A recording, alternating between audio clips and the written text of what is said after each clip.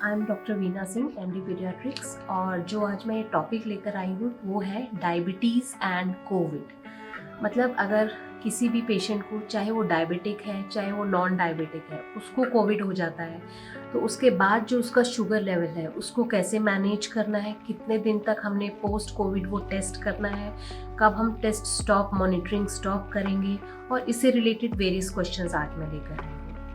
तो सबसे पहले मैं ये बताना चाहूँगी, ये जो हमारा कोविड इन्फेक्शन है ये हमारे पेनक्रियाज को भी अफेक्ट करता है, जिसमें कि हमारे बीटा सेल्स होते हैं जो कि हमारे इंसुलिन सिक्रीटिंग होते हैं, जो हमारा इंटर्न शुगर कंट्रोल करता है। ये तो सबको पता होगा आज तक कि इंसुलिन जो है हमारा शुगर कंट्रोल करता है, राइट। तो अब हमें ये पहले पता होना चाहिए कि हमारी बॉडी में नॉर्मल शुगर कितना है, शुगर लेवल कितना होता है। तो फास्टिंग शुगर लेस देन 100 या खाना खाने के बाद 2 घंटे के बाद, या फिर 75 ग्राम ऑफ ग्लूकोज लेने के 2 घंटे के बाद शुगर अगर हमारा लेस देन 140 आता है तो दैट इज़ नॉर्मल। अब नॉर्मल के बाद अब हमें पता होना चाहिए प्री डायबिटिक कितना होता है। प्री डायबिटिक मतलब आपका फास्टिंग शुगर जो है, मतलब खाली पेट आपका जो ब्लड शुगर आ रहा है वो बिटवीन आ रहा है 100 टू 125।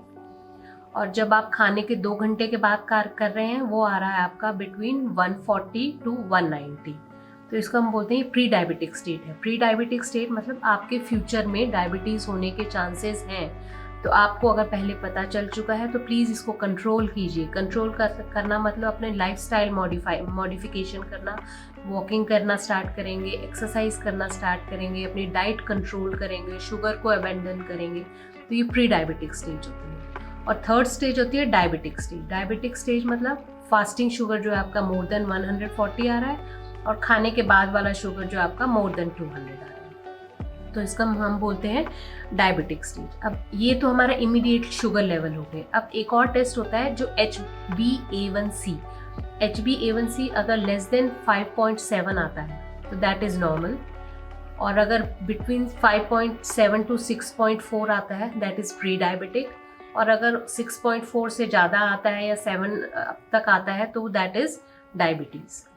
अब हम HbA1c क्या बताता है? HbA1c बताता है हमारे लास्ट 3 मंथ्स का शुगर कंट्रोल। तो अब इसके रिलेशन कोविड से स्टार्ट करते हैं। जैसे हमारा कोविड इन्फेक्शन हुआ, हमारे पेनक्रियाज अफेक्ट हुए, हमारे बीटा सेल्स अफेक्ट हुए जो कि हमारे शुगर कंट्रोल करते हैं। और जिन पेशेंट्स को कोविड और स्टेरॉइड भी चला है तो स्टेरॉइड हमारा शुगर लेवल वैसे इंक्रीज कर देता है।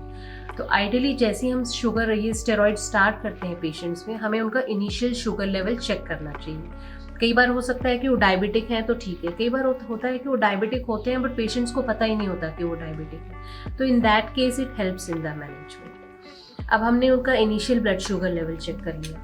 अब ये आता है क्वेश्चन कि अब हमें फ्रीक्वेंट कब तक हमें ब्लड शुगर चेक करना चाहिए, या फिर ये क्वेश्चन आता है कि जिनका अभी ब्लड शुगर लेवल बढ़ गया है तो वो मतलब क्या वो टेम्परेरी बढ़ा है या वो परमानेंट बढ़ेगा। तो ये एक चीज़ बहुत क्लियर करना चाहूँगी कि जिनका ब्लड शुगर लेवल बढ़ गया है, अभी बढ़ा है ड्यू टू स्टेरॉइड या ड्यू टू स्ट्रेस या due to other conditions like obesity या अदर जो रिस्क फैक्टर्स प्रेजेंट है, उनकी वजह से जिनका शुगर लेवल बढ़ गया है तो वो अपने जो प्री डिस्पोजिंग फैक्टर्स है उनको ठीक करेंगे, अपना वेट कंट्रोल करने की कोशिश करेंगे, साथ में उनको अपना blood sugar level continuous monitor करना पड़ेगा during steroid treatment, and that too preferably आप ट्राई करेंगे लंच से पहले। नॉर्मली आइडियली तो इसमें 6 टाइम्स ब्लड शुगर लेवल होना चाहिए, but that becomes very tricky. Patients को 6 टाइम प्रिक करना थोड़ा सा पेनफुल हो जाता है। तो आप आइडियली अगर आपको एक बार करना है तो before lunch and 2 hours after lunch इस चीज़ को मॉनिटर करेंगे। इस चीज़ को आप शुगर मॉनिटरिंग कब तक करेंगे? जब तक आप स्टेरॉइड दे रहे हैं तब तक तो आपने मॉनिटर कर लिया। उसके बाद कब करना है? जैसे आपको 1 वीक स्टेरॉइड ख़त्म किए हो गया और आपने फिर अपना ब्लड शुगर चेक किया वंस और ट्वाइस। अगर आपका फास्टिंग लेस देन 100 आ रहा है और खाना खाने के बाद लेस देन 125 आ रहा है, लेस देन 140 आ रहा है, तो nothing to worry, that is absolutely normal, आप आराम से रह सकते हैं। बट अगर आपका खाना खाने के पहले वाला जो है आ रहा है बिटवीन 100 टू 125 और खाने के बाद आ रहा है between 140 to 190, that means you are pre diabetic.